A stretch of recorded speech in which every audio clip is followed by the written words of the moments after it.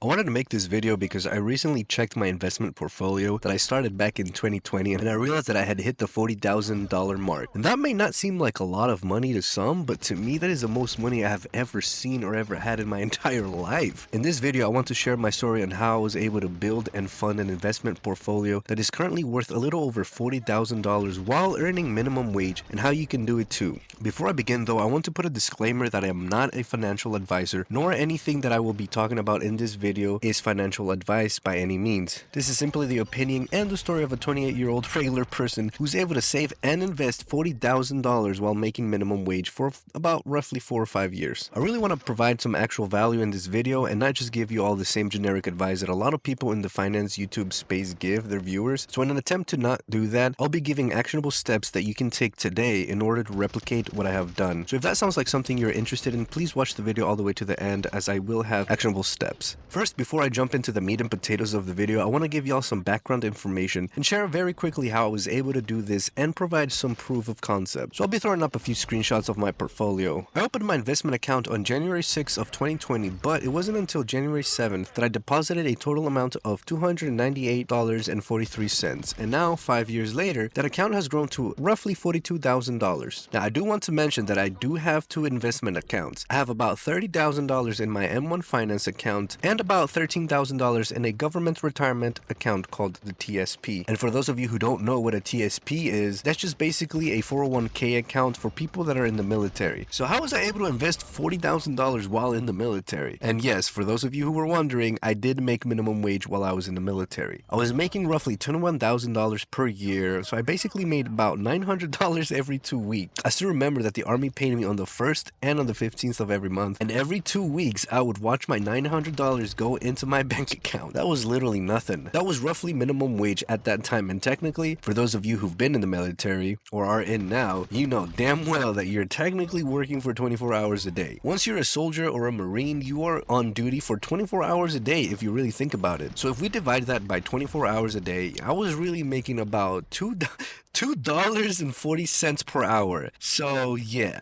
Now real quick, I want to break down how I budgeted my paycheck to ensure that even though I was making about $2,000 a month, I was still setting money aside for my investments. First, I always paid myself first no matter what, which means that about that $2,000, I always deposited $300 into my investment account. Then I deposited $500 into my savings account. Now I'm going to go into more detail as to why I always put more money into my savings accounts at first and why I think it's a good idea to do so. This left me with $1,280. After I deposited $300 into my fund bucket account, more on that later in the video, that basically left me with $980 to pay bills. Now before you come after me and say, oh, I can't pay all my bills with just $900, rent alone sometimes costs that or more, depending on where you live. I hear you. I do want to acknowledge that I was blessed and fortunate enough that I did not have to pay for food, rent, or utility while I was active duty. The Army gave me a free barracks room that was equipped with electric and water and a bed, so I didn't really have to worry about that kind of stuff. And they also gave us food at the chow hall, which was breakfast, lunch, and dinner, but technically we did have to pay for the food, so it wasn't technically free. The Army automatically took about $300 out of our paychecks every month, so we didn't really see that money in the first place, so it did feel like free food, even though it technically wasn't. Anyways, I want to reassure you all that it is still possible to invest and grow an investment account of my size, which honestly isn't even that big, even if your circumstances are different than mine. At this time, I was in my early 20s, and I was about, I think technically I was 21 years old when I joined the Army. So a lot of you that are watching me are either my age when I joined, or they might be a little bit younger or older. The point I'm trying to make is that the key to growing an investment account is starting as soon as you can. It is going to be much easier for you to save 50, 60, or even 70% of your paycheck if you are young and you don't have that many responsibilities or bills. When you're in your early 20s, you can still live with your parents, so that way you don't really have to worry about paying rent or food, since you are living with your parents and they provide you with shelter and home cooked meals. Or you can find some roommates. Which leads me to our first real actionable step. You have to shift your mindset from instant gratification to long-term gratification. When you're young and you have a job and some money coming in, you don't really have that many responsibilities. Maybe you have a phone bill, a car payment, an internet bill. It is so easy to spend your money as soon as you earn it when you don't have that many bills or responsibilities. Because believe me, that is what I used to do before I joined the Army. I would get paid and by the next week I didn't even know where my money had gone. gone. You have to build a budget and stick to it. This goes with an instant gratification thing. You need to know where your money is going every month, month after month, year after year. You need to cut back on impulse spending and spending too much money on things like clothes, video games, or food. That was a big one for me, and it still is. Most of my money goes to eating out. So you have to make a conscious effort to avoid splurging on things that give you instant gratification and start thinking and practicing delayed gratification instead, because that is what's really going to help you as you start saving and investing. I also want to say that just because you have a budget, that doesn't mean you cannot spend money on things that make you happy or things that you enjoy. Because otherwise, yeah, you can be budgeting all you want, but you'll be miserable because you don't really want to give up Starbucks for the Chick-fil-A. You don't necessarily have to give up those things either. I employed a fun bucket method from Dan Vlog, believe it or not. Yeah, the fake guru, that allowed me to still spend money however I wanted, but still staying within my budget. So how it works is you open up another account that you specifically use for spending. This will be your fun bucket account, air quotes. It can be a savings account or a checking. It doesn't really matter, but preferably a checking account so that you can get a debit card and use that to pay for your Chick-fil-A or your Starbucks or whatever it is that you want. So for example, I have 3 accounts. One is strictly for my bills, for auto pay and all that kind of crap. One is for my emergency fund, and the other one is for my fun bucket. So whenever I go out with friends or if I go out with the wife, I pay with the fun bucket account. The key is to fund that fun bucket account every month, and once you spend all that money, you cannot spend any more until the next month when you fund that bucket again. I personally started putting $300 in the fun bucket account every month, and I've kept it at $300 all this time, even now that my income has gone up. The purpose of this account is so that you can spend money without feeling guilty, all while still keeping yourself in budget. It's easier to invest your money when you're making a crap ton of it, but as a beginner investor, you're not really gonna have thousands of dollars left over every month to invest. You'll be lucky to have even $300 to put towards your investment portfolio like me. So that is why it's important to have self-discipline and to be able to delay your gratification. And that is why building a budget and sticking to it is going to help you build that discipline, and your fun bucket account will help you stay disciplined. Next, you're going to need insurance on your investments. No, I don't mean Geico or State Farm. I mean, you're going to have extra money set aside for emergencies so that when they do present themselves, you can use that emergency fund to pay for your emergencies and not have to sell some of your stocks every time your car breaks down or if your tire pops. Digging into your investments every time you have an emergency is a sure way to kill your investment portfolio as a beginner. I had seen somewhere a while ago that 70% of Americans couldn't afford a $1,000 emergency. So I would probably start there for my emergency fund if I was you. Before you even begin to fund your investments account, I would highly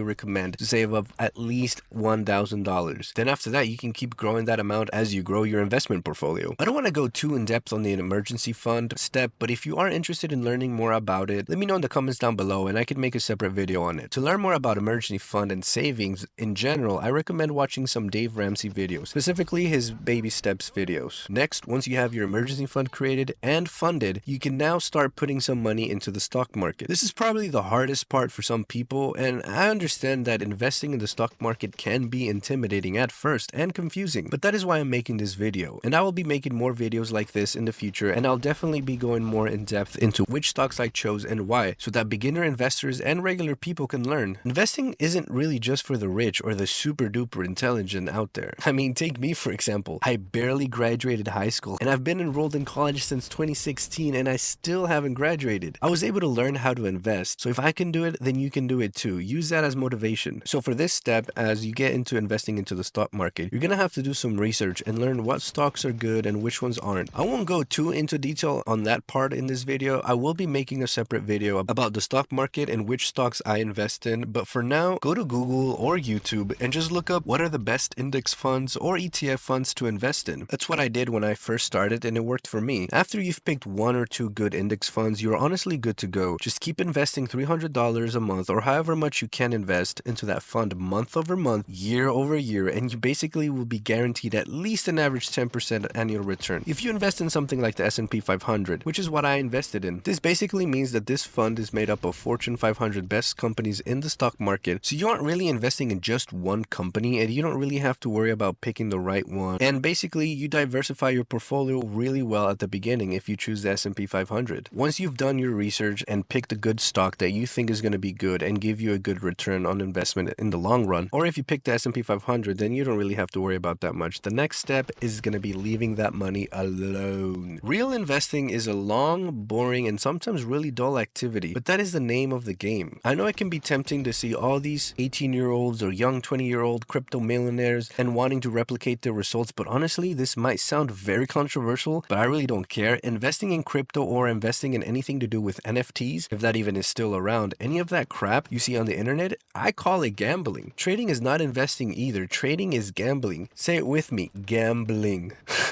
No one, not Warren Buffett, Jimmy Buffett, Charlie Munger, or any professional knows if a stock is going to go up or go down. Only God himself knows if a stock is going to go up or down. So don't get caught up in all these get rich quick schemes that are out there like trading or meme coin investing. The best way for the average Joe to become a millionaire is to do long-term boring investing. I also want to say to be very careful not to check on your investments too frequently. This is supposed to be a set it and forget it type of investment strategy, and I remember when I first started in 2020 and 2021, the stock market was not doing good because of COVID and all that crap, and I would check my portfolio every day or every other day, and I would see all of my stocks in the red, and even though I knew that I was in it for the long run, I still felt scared and anxious looking at my baby portfolio lose half of its worth. I had to keep reminding myself that as long as I didn't sell, technically I didn't lose money, and I knew that in the coming years my portfolio would recover and even grow. If anything, I forced myself to buy even more stocks while everybody else was selling because I was getting things at a discount. So again, refrain yourself from looking at your account often, otherwise you'll panic and sell and then you'll be really screwed. There's still a lot more that I want to say, but I don't really want to cram a bunch of information in one video because then you can get overwhelmed, and I don't want that. I want to keep these videos nice and short but still be able to provide some value and provide actionable steps so that you can start your investment journey. I'm planning on making more in-depth videos in the future, so if there's something specific that you want to see, then let me know in the comments down below, and I hope that I've provided enough information for you all watching to start taking action on your investment journey. Again, make sure to have an emergency fund first before beginning to fund your investment account. Focus on practicing delayed gratification. Don't look at your investment portfolio every day like I did, and set up an automatic funding system if possible, and you too can build a $40,000 investment portfolio as a beginner. Thanks for watching, and I will see y'all on the next video.